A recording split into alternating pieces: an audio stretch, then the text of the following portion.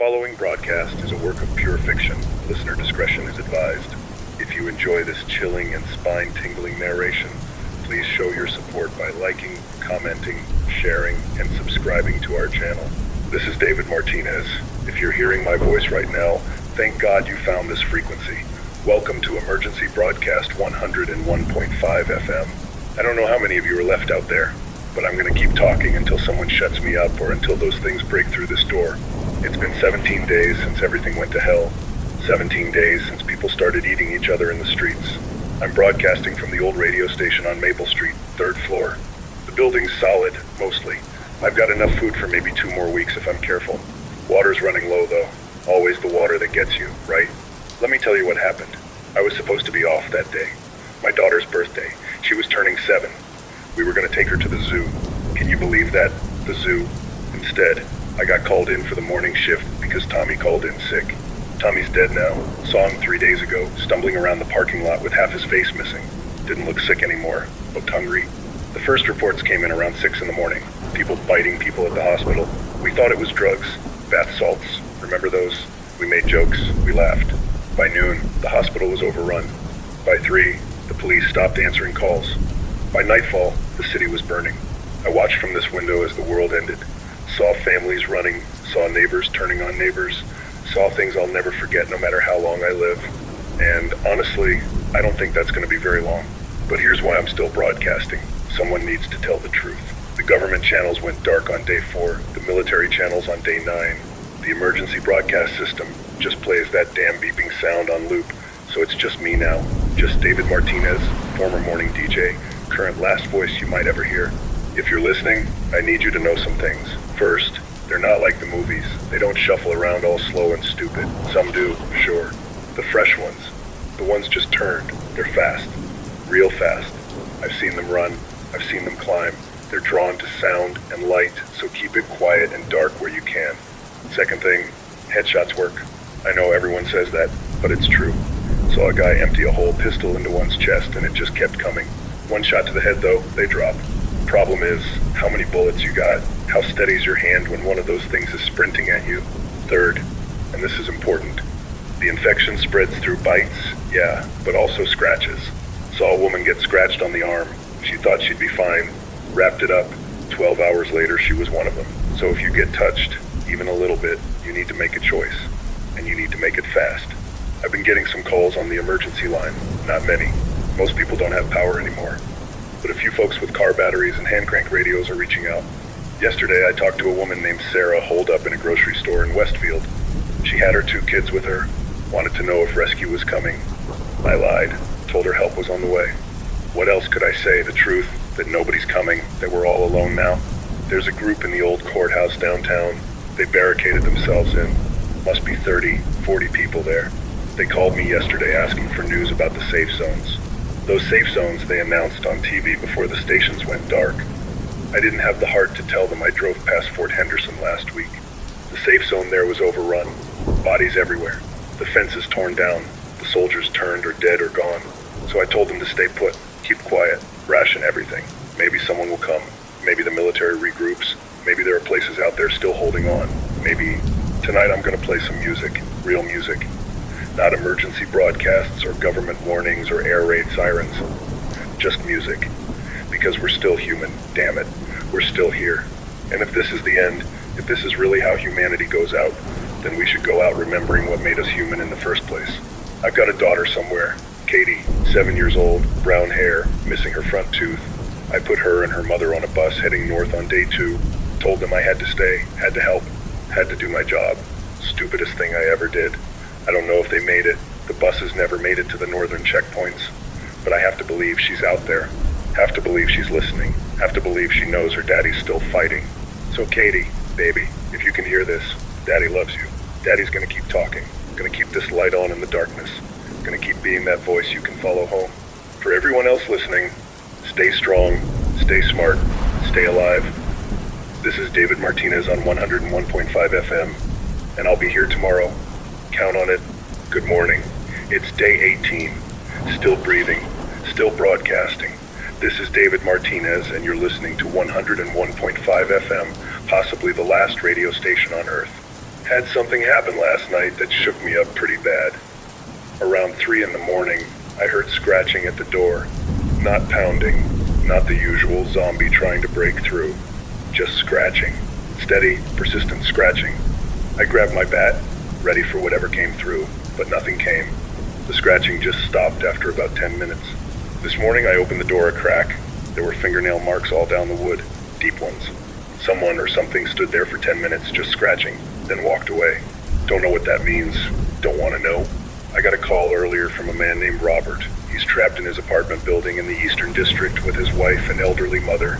Said they've been surviving on canned soup and rainwater they collect from the roof. Robert asked me a question I've been asked a lot lately. He asked if I thought things would go back to normal. I wanted to tell him yes. Wanted to say that help's coming, that scientists are working on a cure, that the government has a plan. But I've been watching the skies. No helicopters, no planes, nothing. The silence is worse than the screaming, you know. At least screaming means someone's still fighting. Here's what I told Robert. I said normal's gone. That life we had, where we worried about taxes and traffic and what to watch on TV, that's over. But that doesn't mean there's no future. It just means the future looks different now. It means we adapt or we die. Simple as that. He didn't like that answer. Nobody does. But it's the truth. And I promised myself I'd only tell the truth on this broadcast. We've had enough lies. The government lied when they said they had it contained. The news lied when they said it was just isolated incidents. Even I lied when I said everything would be okay. Not anymore. From now on, just truth. The power grid's failing. I noticed it yesterday. Lights flickering more than usual. My generator's running fine, but the city power comes and goes. Give it another week, maybe 2, and we'll be in complete darkness. No street lights, no traffic signals, just fire and starlight. The zombies own the dark, folks.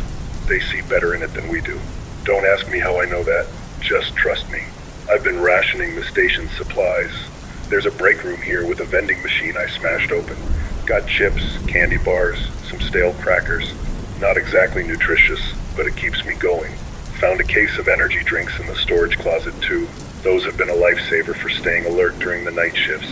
Speaking of which, the nights are the worst. That's when they're most active. I can hear them outside, wandering the streets. Sometimes they travel alone, sometimes in groups. Last night I counted 30 of them passing by the building. Just walking, going nowhere, looking for nothing, or maybe looking for everything, looking for us. A woman called in yesterday. Didn't give her name. Said she was bit. Said it happened 2 hours ago and she could feel it spreading. Asked me what she should do. I didn't know what to tell her. What do you say to someone who's dying, who's gonna turn into one of those things? I asked her if she had anyone with her. She said no. Husband died on day 3. Kids were at college when it happened. Never heard from them again. She was alone, completely alone, and she was scared. We talked for an hour about her life, her family, her job as a teacher, the students she loved, the books she read, the places she traveled. We talked about everything except what was happening to her. And then, quietly, she said goodbye. Said thank you for keeping her company at the end. Then the line went dead. I don't know what happened to her. Maybe she found the courage to end it on her terms. Maybe she turned and she's wandering around out there right now. But for 1 hour, she wasn't alone. That's something, right? In this hell, that's something. Got another call from the courthouse group. They're running low on food. Asked if I knew of anywhere they could scavenge. Problem is, every store, every warehouse, every place that had food has either been picked clean or is crawling with the dead. I told them about the industrial park off Highway 47. There's a distribution center there. Might still have supplies.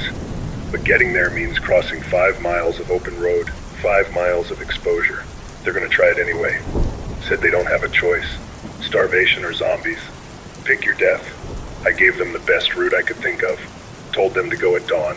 The zombies are slower in the morning, more sluggish, something about their metabolism or whatever. Not that I'm a scientist, just observations from a guy watching the world end. I wonder sometimes why I'm still doing this. Broadcasting to nobody, talking to the air, maybe a dozen people listening, maybe less. Why not just pack up and run, try to find my daughter, try to find somewhere safe? But then someone calls, someone like that teacher, someone who needs to hear another human voice, someone who needs to know they're not the last person alive. And I remember why I stayed. This isn't just a job anymore. It's a lifeline, maybe the only one left. So I'll stay. I'll keep talking. I'll keep this frequency alive as long as I can. Because somewhere out there, someone's listening. Someone needs this. Someone needs to know they're not alone. This is David Martinez, 101.5 FM. It's noon on day 18. Still here, still fighting, still human. Day 21. 3 weeks since the world died. This is David Martinez, and if you're hearing this, congratulations on surviving another day. Something's changing out there. The zombies are acting different. Organized, almost. I know how that sounds. Crazy, right? But I'm watching them from my window, and I swear they're moving in patterns now, like they're hunting in packs, coordinating. Yesterday I saw a group of them corner a survivor in the street. They came at him from 3 directions at once, cut off every escape route. That's not random, that's strategy. Makes you wonder, doesn't it? How much of the person is still in there? How much memory stays behind when the virus takes over? Do they remember their names, their lives, their families? Or is it all just hunger and instinct? Had a rough call this morning. Guy named Marcus. He was crying so hard I could barely understand him. His son got bit yesterday, 8-year-old kid. Marcus locked him in the bathroom before he could turn completely. Now he can hear his boy in there, scratching at the door, making sounds that aren't quite human anymore. Marcus wanted to know if there was a cure, if there was any way to bring his son back. I had to tell him no. Had to tell him that his boy was gone. Had to tell him what he needed to do next. Hardest conversation I've ever had. Marcus hung up before I could finish. I don't blame him. Some choices shouldn't have to be made. The courthouse group made their supply run. Out of 12 people who went, 5 came back. 5. They got the food though. Enough to last another month maybe. But 7 people died for a month of food. Is that a victory? I don't know anymore. Math gets weird at the end of the world. One of them called me when they got back. A woman named Elena. She saw her brother die on that run. Said a zombie grabbed him while they were loading boxes into the truck. Just grabbed him and pulled him into a crowd of the dead. She could hear him screaming even as they drove away. She asked me if she did the right thing, leaving him, if she was a coward for not going back. I told her she was alive, told her survival isn't cowardly, told her she did what she had to do. But honestly, I don't know if I believe that. I don't know what's right anymore. The rules changed and nobody sent out a handbook. My food situation's getting critical. 2 more days of the vending machine stuff, then I'm down to emergency rations. There's a convenience store 2 blocks from here. Saw it's still got stuff inside through the binoculars, but that means leaving the station. It means going out there with them. I've been preparing. Found a crowbar in the maintenance closet. Heavy. Good weight. I can swing it if I need to. Got a backpack ready. In and out, quick and quiet. That's the plan. Plans don't usually work out anymore, but you gotta have something. A kid called in yesterday. Couldn't have been more than 12 or 13. Said he was alone. Parents turned on day 5. He's been hiding in an attic ever since. Living on old Halloween candy and water from the toilet tank. Asked me if he should try to find other people. I told him no. Told him to stay hidden. Stay quiet. Other people are dangerous now. Sometimes more dangerous than the zombies. I've heard stories. Groups that have turned savage. Taking supplies from anyone they find. Killing for canned food. Worse things too. Things I don't want to think about. The kid started crying. Said he was lonely. Said he couldn't take the silence anymore. I get that. God, do I get that? So I told him to tune in every day. Told him he could listen to my voice and know someone else was still out there. Told him to hold on just a little bit longer. But longer for what? That's the question, isn't it? What are we holding on for? Rescue that's never coming? A cure that doesn't exist? A return to normal that's impossible? Maybe we're just holding on because that's what humans do. We survive, even when it doesn't make sense, even when it hurts. The weather's been weird lately. Storms rolling in. No weather service to warn you anymore. No apps to check. Just dark clouds and rain. The rain's good in some ways. Fills up containers with clean water. Masks your sounds when you're moving around. But it also makes them more active. The zombies, I mean. Something about the rain energizes them. Saw one running full speed through a downpour yesterday. Never seen them move that fast. I've been thinking about my daughter a lot. Katie. She'd be asking a million questions right now if she were here. Why did people get sick? Where did the zombies come from? When can we go home? I wouldn't have answers. Just like I don't have answers for the people calling in. Just guesses, theories, lies I tell myself to get through the day. Sometimes late at night, I imagine she's listening. Imagine she's somewhere safe with her mother, huddled around a radio, hearing my voice. Imagine she knows I'm still fighting for her. Still here. Still her dad. It's probably not true. Probably she's dead or worse. But imagination's all I got left. Got the music ready for tonight. Been saving some good ones. Songs from before. Songs that remind us we used to dance and laugh and love. Songs that made life worth living. I'll play them loud. Don't care if it attracts attention anymore. Let them come. Let them hear the music. Let them remember, if they can remember anything, what they used to be. There's a Bible here in the station. Found it in the previous DJ's desk. I'm not a religious man. Never was. But I've been reading it at night, looking for answers. Looking for meaning. Looking for something that explains why this happened. Why good people died while monsters lived. Why children suffer. Why the world ended. Haven't found those answers yet. Maybe they're not in there. Maybe there are no answers. Maybe sometimes things just happen, and we're left picking up the pieces and trying to make sense of chaos that has no sense to make. But there's one verse I keep coming back to. Something about a voice crying in the wilderness. Preparing the way. I'm no prophet, no saint. Just a guy with a microphone and a generator. But maybe that's enough. Maybe being a voice in the wilderness is enough, even if nobody's listening. Even if there's no way to prepare for what's coming. Tomorrow I make the supply run. Might be the last broadcast if I don't make it back. Might be the last time you hear my voice. So if this is goodbye, thank you for listening. Thank you for staying alive. Thank you for being human in a world that's forgotten what that means. This is David Martinez on 101.5 FM. Day 21. Still broadcasting, still believing, still here. Day 22. I made it, got the supplies, and made it back alive. Barely. This is David Martinez, and I've got a story to tell you. I left at first light. 5 in the morning, streets were foggy, quiet, too quiet, but when is it not too quiet anymore? I had my crowbar in one hand, backpack on my shoulders, and my heart beating so loud I thought every zombie in the city could hear it. The convenience store is only 2 blocks away. 2 blocks. You could walk it in 3 minutes before everything happened. Today it took me 45 minutes. Because you don't walk anymore. You sneak, you hide, you freeze when you hear sounds. You pray they don't catch your scent. I saw my first zombie half a block from the station. Old woman, still wearing her church dress. Sunday clothes for the end of the world.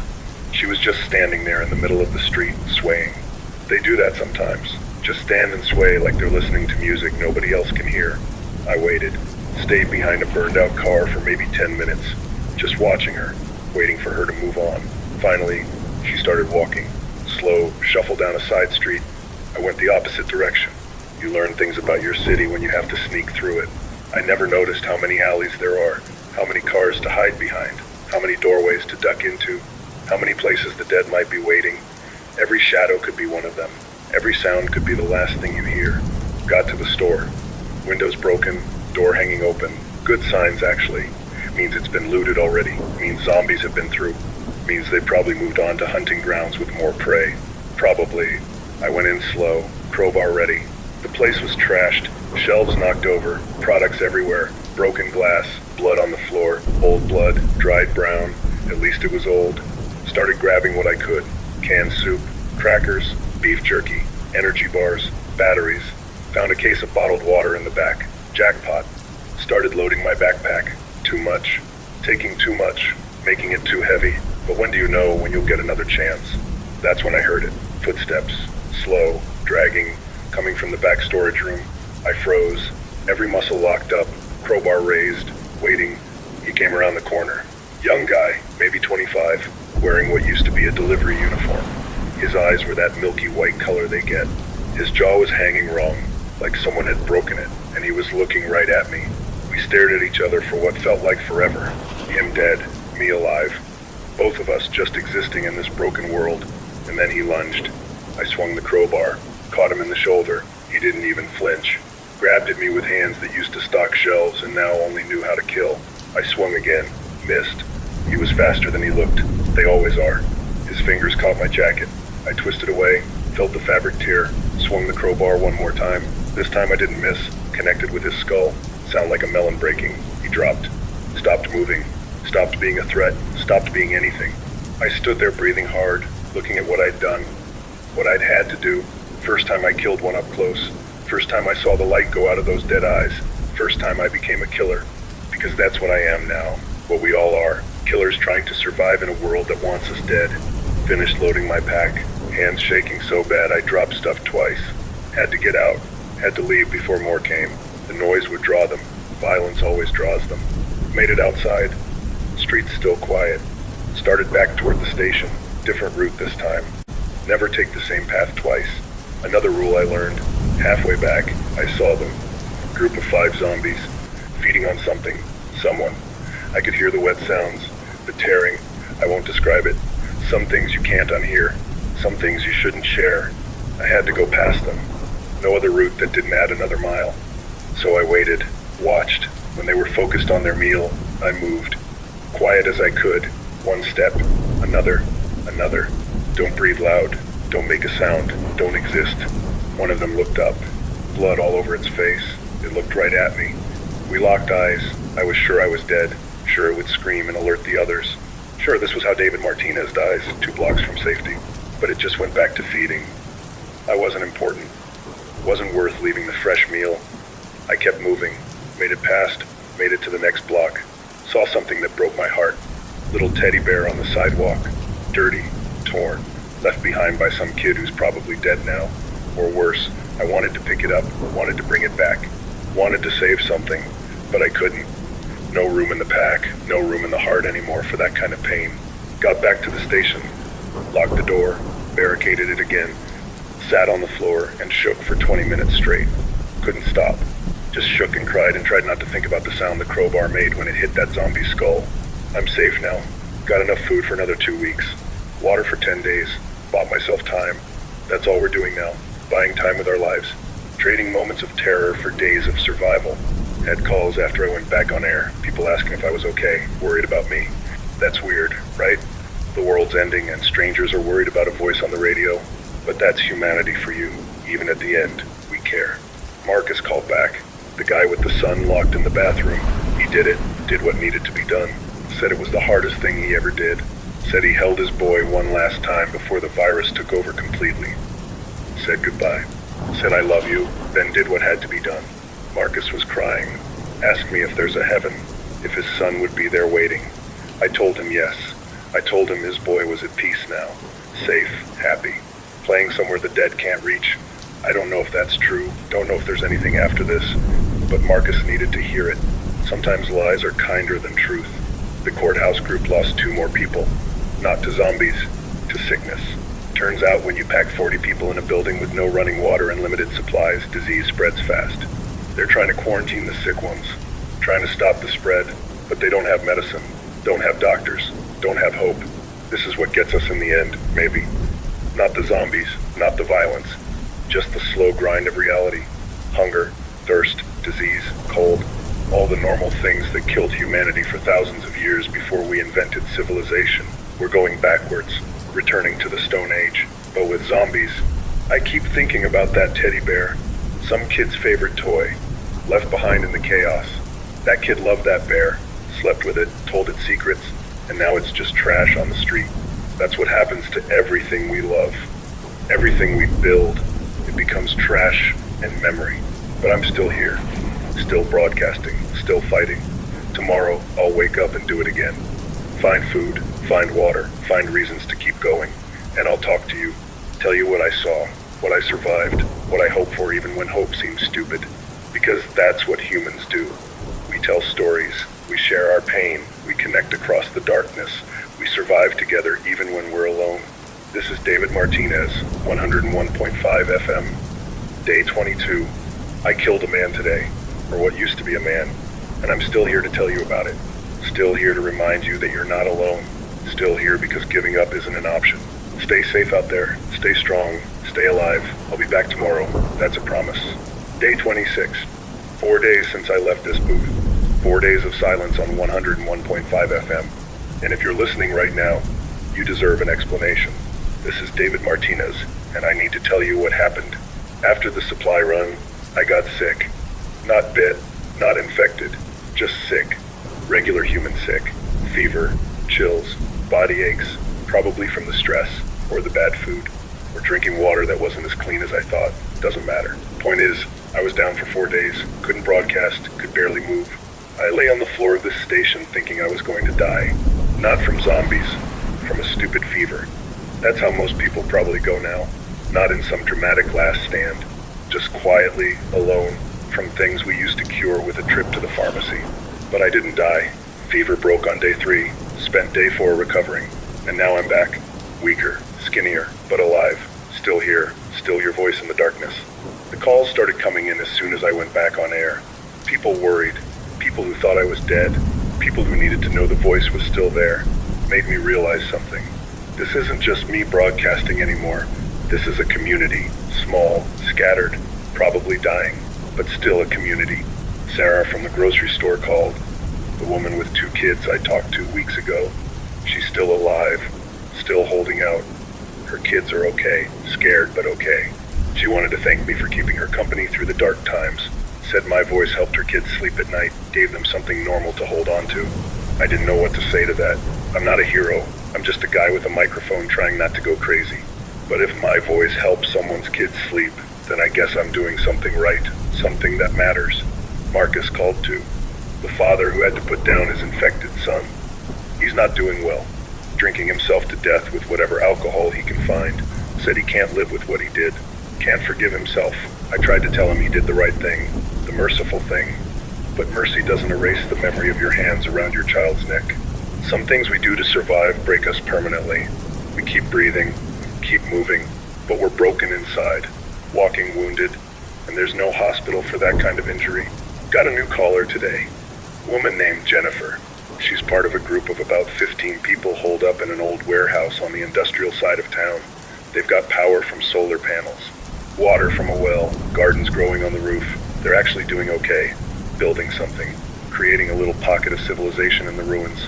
Jennifer wanted to invite others to join them, asked if I could broadcast their location, coordinates for anyone listening who needs a safe place. I told her no. Here's why. The second I broadcast that location, every desperate person in range will head there. Some will be good people, some won't. And you only need one bad person to destroy everything. One thief, one murderer, one infected person who hides their bite. Jennifer's group survived by staying hidden. Broadcasting their location would be signing their death warrant. She understood, but she was disappointed. Said she felt guilty having safety while others suffered. I told her that guilt is a luxury. Survival is the priority. Didn't make either of us feel better. The power situation is getting worse. I've got the generator running, but fuel's running low. Maybe another week if I'm careful with it. After that, broadcasts will be shorter, less frequent. Eventually, they'll stop altogether. Can't run a radio station without electricity. Can't be a voice in the darkness without power to broadcast. I've been thinking about what happens when the power dies. Do I stay here, try to find Jennifer's group, head north looking for my daughter? Or do I keep moving, keep searching for other survivors, keep being useful somehow? Part of me wants to find Katie, needs to know what happened to her. But another part knows that searching is probably suicide. The roads are death traps. Cities are overrun. The countryside isn't much better. And the chances of finding one 7-year-old girl in a dead world are basically zero. So maybe I stay. Keep broadcasting as long as I can. Be that voice for people like Sarah's kids. For people like that 12-year-old boy in the attic. For anyone who needs to hear another human being. That's worth something. Right? That's a reason to keep going. Had a weird experience yesterday. I was looking out the window and I saw a zombie just standing in the street. Just standing. Not swaying. Not hunting. Just standing perfectly still, face turned up toward the sky. It stood there for an hour, then it walked away. What was it doing? What was it thinking? If it thinks at all. Was there a person still in there somewhere, trapped, watching the sky one last time? Or was it just a glitch in the virus, a moment of system failure in the programming that makes them hunt? I'll never know. But it bothered me, because if there's still a person in there, still some awareness, then what we're doing, putting them down, that's not mercy killing. That's murder. And we're all murderers now. The courthouse group is down to 23 people. Disease got 8 more. Starvation got 2. 1 committed suicide. Jumped from the roof. 40 people went into that courthouse 3 weeks ago. 23 left. That's a mortality rate of about 42%. Those are plague numbers. Black Death numbers. And they're the lucky ones. They have walls. They have numbers. They have a plan. Most people have none of that. Most people are alone. Scared. Dying quietly in apartments and houses and basements. No one to hear them, no one to mourn them. I've started keeping a journal, writing down everything that happens. Names of people who call, stories they tell, details about the zombies, how the city's changing. Figure if I don't make it, maybe someone will find this. Maybe years from now, if anyone's left, they'll want to know what it was like. How we lived, how we died, How we tried to stay human when everything around us was inhuman. Or maybe no one will find it. Maybe it'll just rot in this building along with me. Maybe nobody survives this. Maybe humanity ends and the earth gets quiet and the zombies eventually decay and the planet moves on without us. Maybe we were just a blip, a brief moment of consciousness in an indifferent universe. Here and then gone. Cheerful thoughts for a Tuesday afternoon, right? But here's the thing. Even if it's all pointless, even if we're all doomed, even if there's no hope and no future and no rescue coming, we still have today. We still have this moment. We still have each other's voices across the airwaves. And that's something.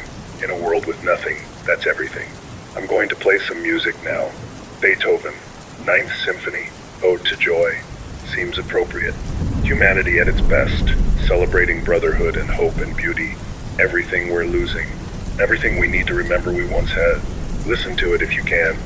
Let it remind you that we created incredible things, that we were more than just meat and survival, that we had souls, that we mattered. This is David Martinez on 101.5 FM. Day 26, still here, still broadcasting, still believing that tomorrow might be better than today, even though it probably won't be. Stay safe out there, stay strong, and remember, you're not alone. I'm here. I'll always be here, until I'm not. And when I'm gone, I hope someone else picks up a microphone and keeps talking, keeps being that voice, keeps reminding the survivors that humanity isn't dead, just diminished, just wounded, just waiting for its chance to rise again. Day 31, 1 month, 31 days since the world ended and I'm still counting. This is David Martinez, 101.5 FM, and I've got news, good news, and bad news. Let me start with the bad. The generator died this morning, just sputtered and quit. I've been running it on fumes for 3 days now, stretching every drop of fuel, and finally it gave up. I'm on battery backup now. Got maybe 6 hours of broadcast time left, maybe less. So if this is our last conversation, I want it to count. 6 hours to say goodbye to people I've never met, to voices I've known for weeks, to a community I built with nothing but words and airwaves. 6 hours to be human one last time before the silence comes. But here's the good news. And it's gonna sound crazy, but I swear it's true. There's a boat. 3 days ago, I got a call from a man named Captain Reynolds.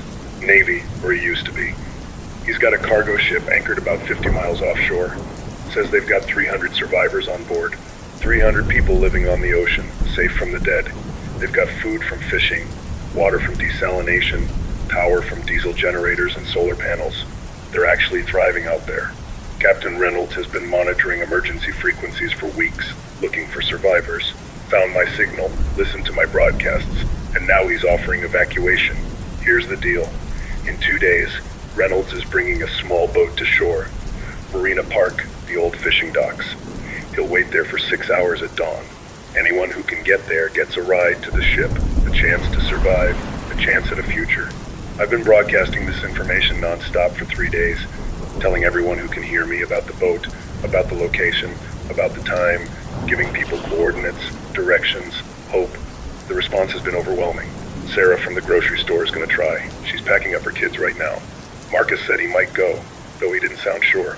The 12-year-old kid in the attic wants to go but doesn't know how to get there safely. Jennifer's warehouse group is debating whether to risk the journey. And me? I don't know. That's the honest truth. I don't know if I'm going. The marina is 12 miles from here. 12 miles through zombie-infested streets.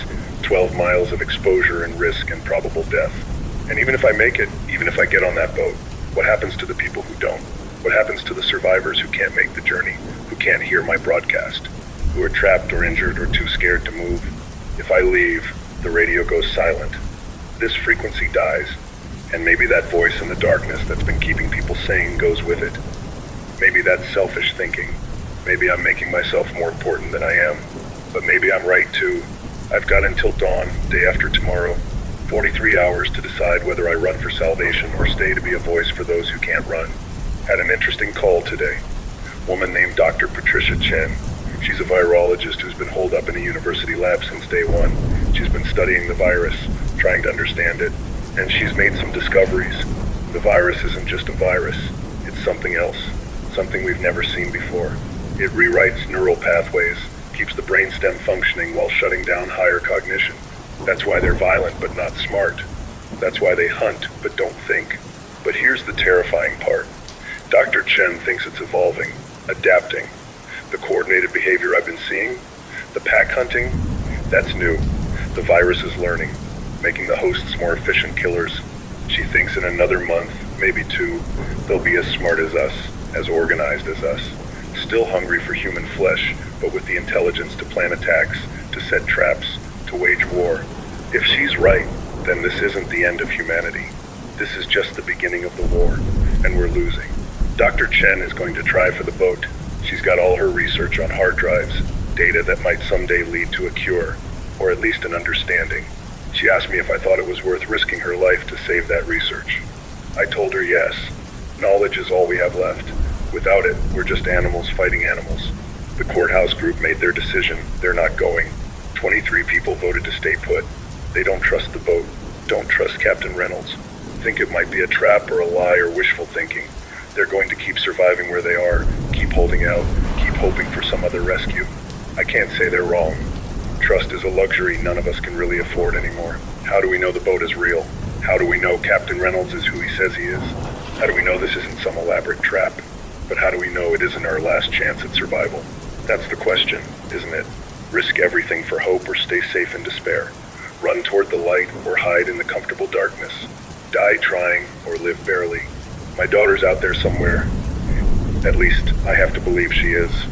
Katie, 7 years old, missing her front tooth, loves purple, afraid of spiders, laughs at dad jokes. Out there in this dead world, and I don't know if she's safe or suffering or gone. If I get on that boat, I might never find her.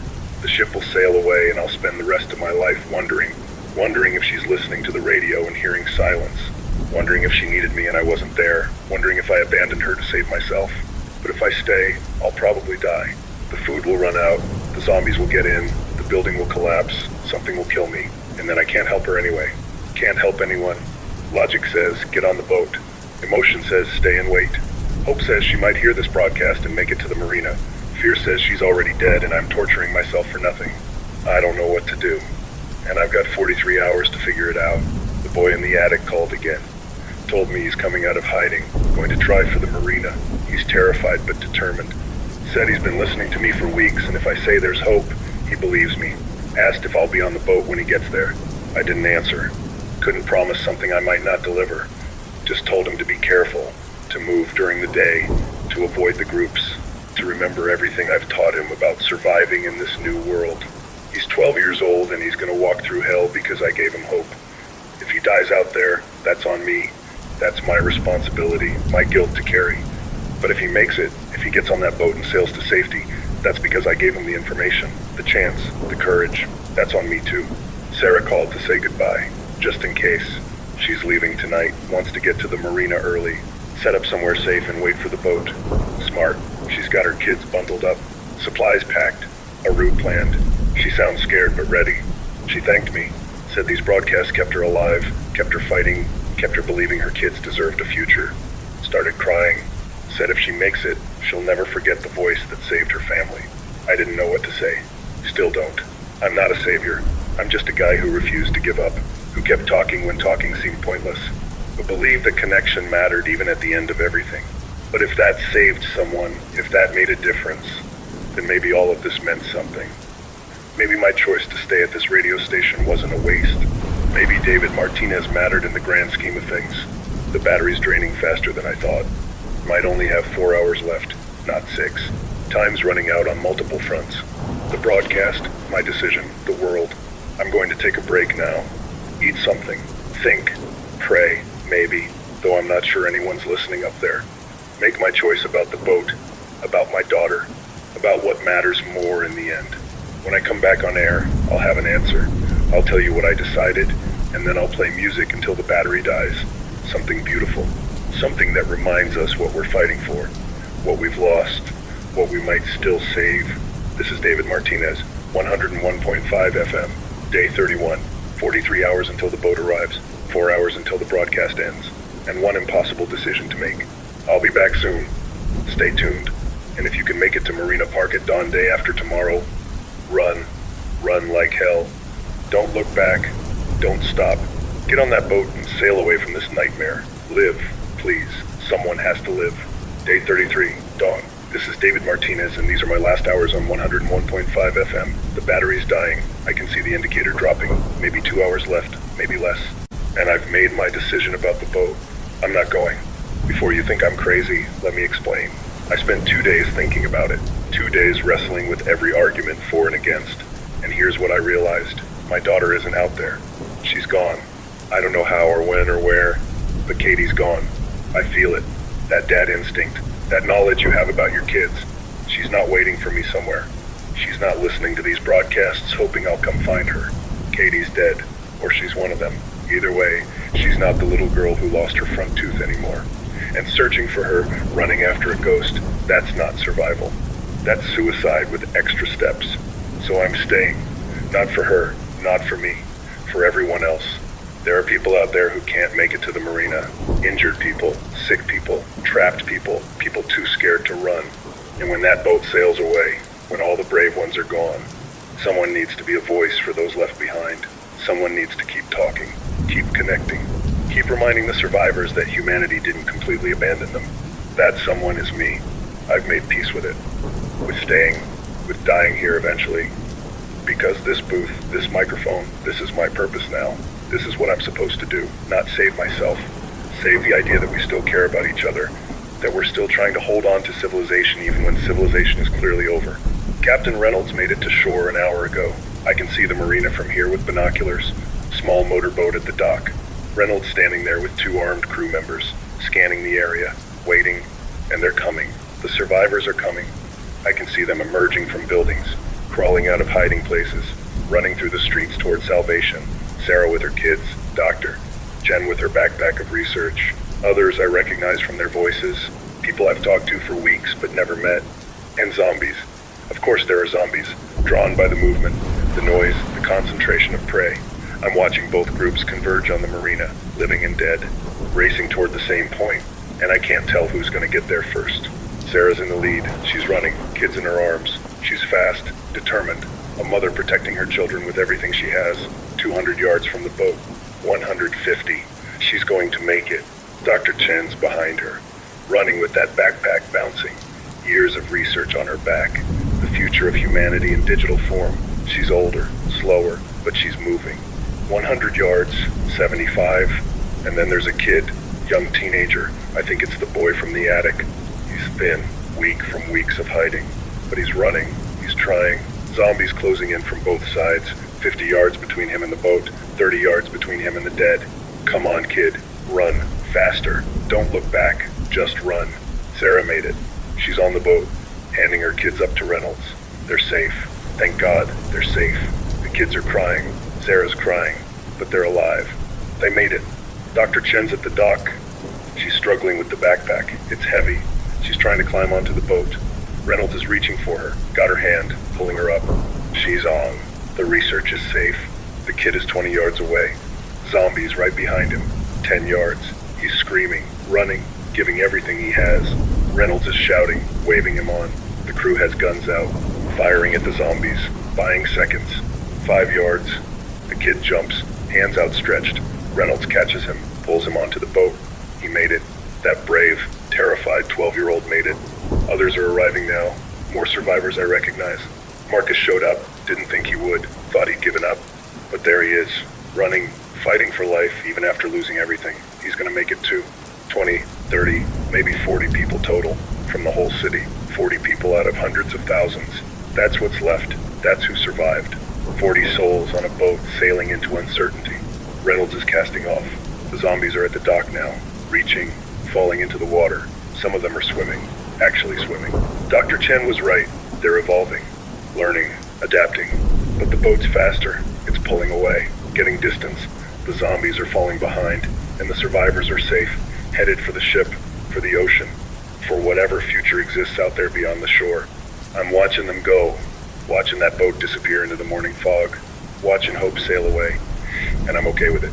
Really, I'm okay with being left behind, because I can still help.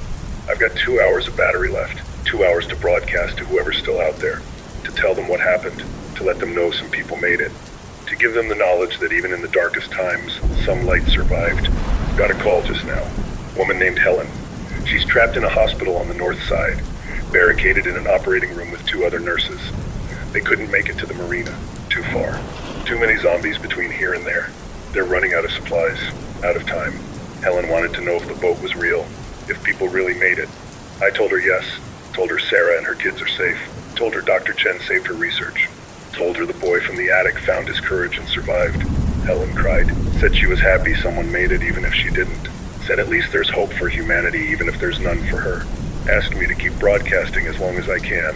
Said my voice helps. Said knowing someone else is still fighting helps. I promised her I would, and I will, until the battery dies, until the zombies break through, until the very end. I'll keep talking, keep connecting, keep being human. Marcus called from the boat. They've got radio equipment on board. He wanted to thank me, said he was going to give up, going to end it. But my broadcasts kept him going, gave him a reason to try one more day, and that day became another day and another, until he found himself running for the marina and choosing life. Said something that stuck with me. He said grief doesn't disappear just because you survive. You carry it with you. His son is still dead, still gone, still the worst pain imaginable. But he's alive to remember him, alive to honor him, alive to make sure his son's death meant something. Maybe that's what we all do now. Carry our grief, carry our guilt, carry our memories of the world that was, but we carry them forward. We don't let them stop us. We survive in spite of the pain, because of the pain, for the pain. The sun's coming up properly now. Orange and red light painting the dead city. It's beautiful. Strange to find beauty in this. But there it is. The sun doesn't care that the world ended. Doesn't care that zombies own the streets. Doesn't care that humanity's barely hanging on. It just rises, does its job, keeps the universe running. Maybe I should be like the sun. Just do my job, keep rising, keep shining, keep being what I'm supposed to be until I can't anymore. I can hear them in the building now. The zombies. They're on the lower floors, breaking through windows, climbing stairs, coming for me. Must have been drawn by the activity at the marina, or maybe they just finally found me. Either way, my time's running out faster than I thought. I'm not scared. That's weird, right?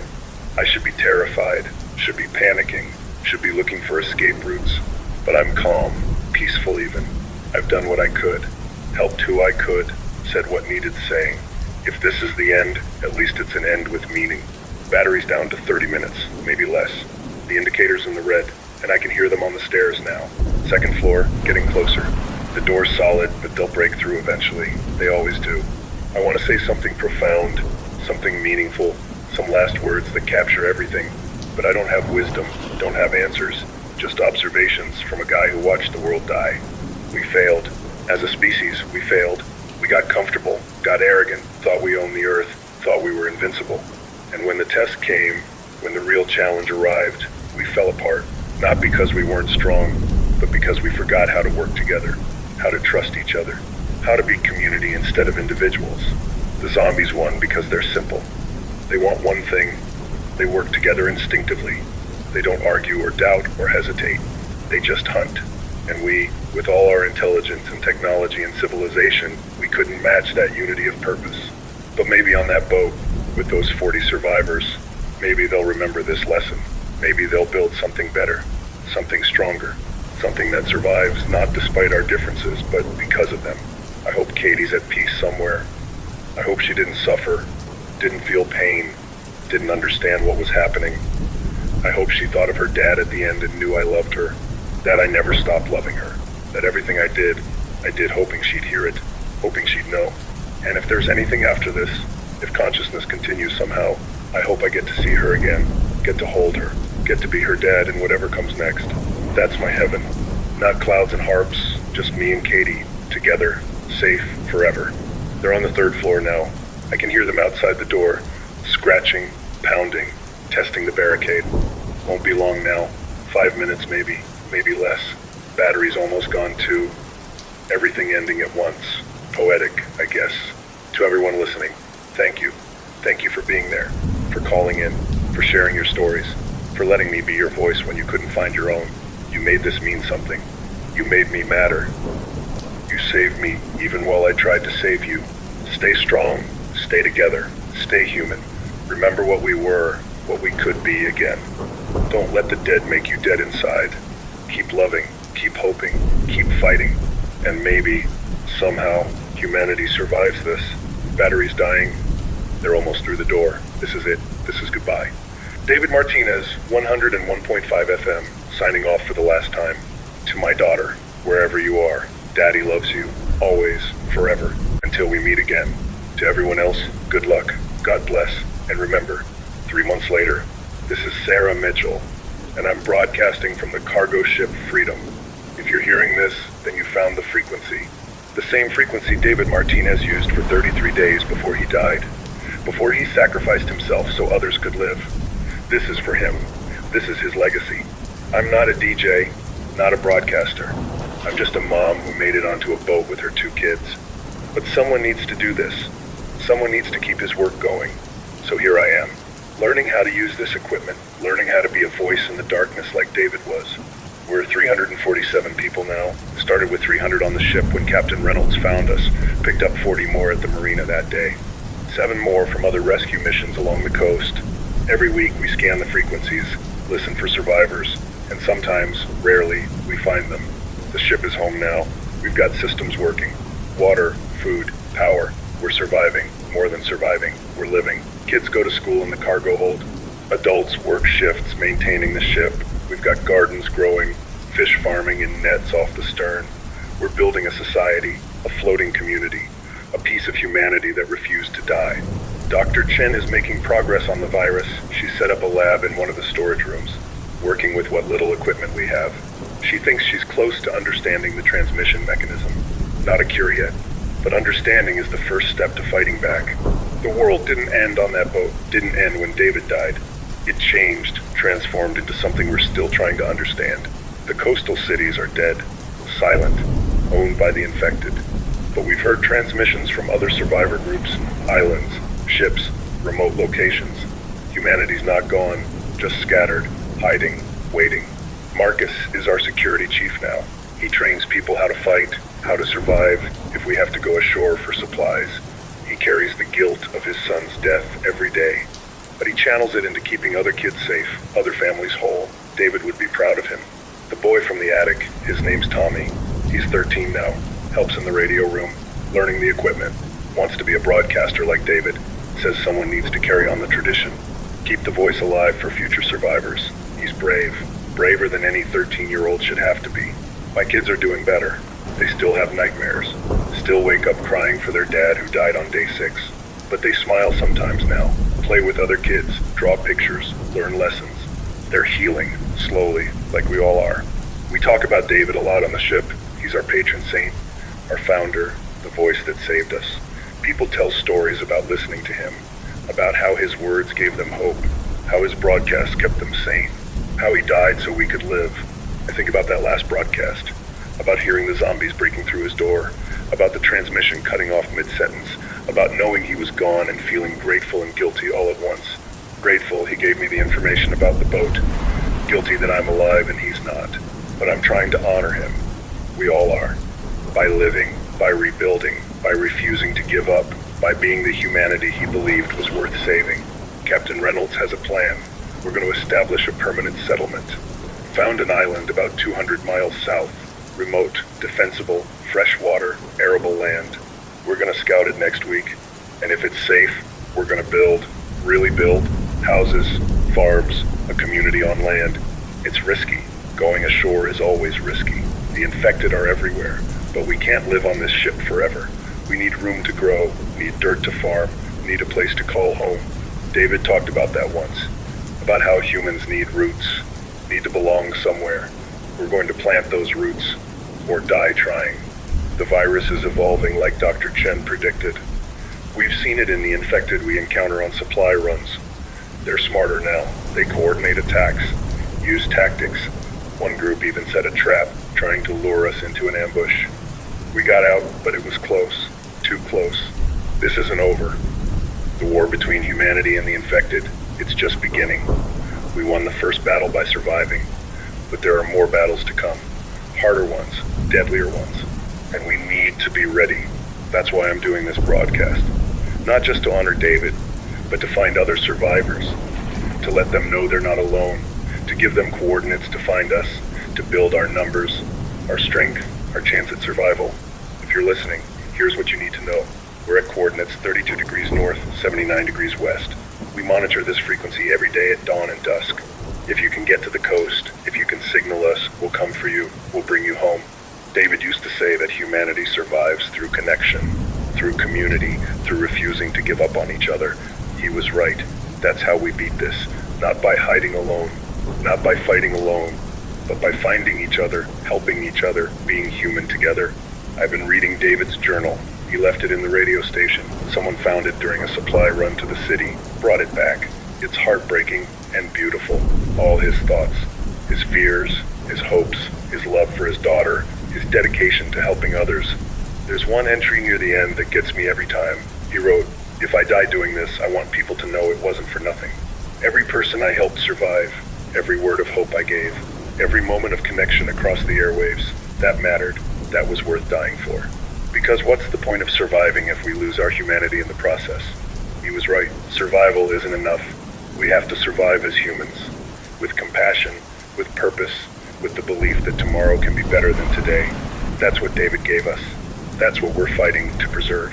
My daughter Jenny asked me yesterday if the world would ever be normal again. I told her no, normal's gone. But that doesn't mean we can't build something new, something different, maybe even something better. A world where we remember what we lost, where we appreciate what we have, where we never take each other for granted again. She asked if Daddy David would like that. That's what the kids call him, Daddy David, the voice who kept them safe. I told her yes, told her David would love that. Told her he died believing in exactly that kind of world. Tommy just handed me a list of frequencies we've picked up. Weak signals, possible survivors broadcasting. We're gonna check each one, reach out, offer help, bring people home. That's our mission now. Not just to survive, but to gather, to rebuild, to become civilization again. Dr. Chen thinks that if we can establish secure settlements, we can start fighting back, not just defending, actually taking territory back from the infected. It'll take years, decades maybe, but it's possible. Humanity's faced extinction before. We always find a way.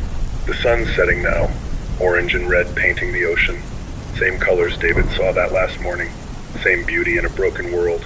I like to think he's out there somewhere, in whatever comes after, watching, proud of what we're building, happy that his sacrifice mattered. We're gonna make it matter. We're gonna survive. We're gonna thrive. We're gonna rebuild, and we're gonna remember. Remember the world that was. Remember the people we lost. Remember David Martinez, the voice in the darkness who refused to go silent. This is Sarah Mitchell on 101.5 FM, broadcasting from the ship Freedom. If you're out there, if you're listening, if you're alone and scared and running out of hope, hear this. You are not alone. We are here. We are coming. We are humanity, and we do not give up. We will find you. We will save you.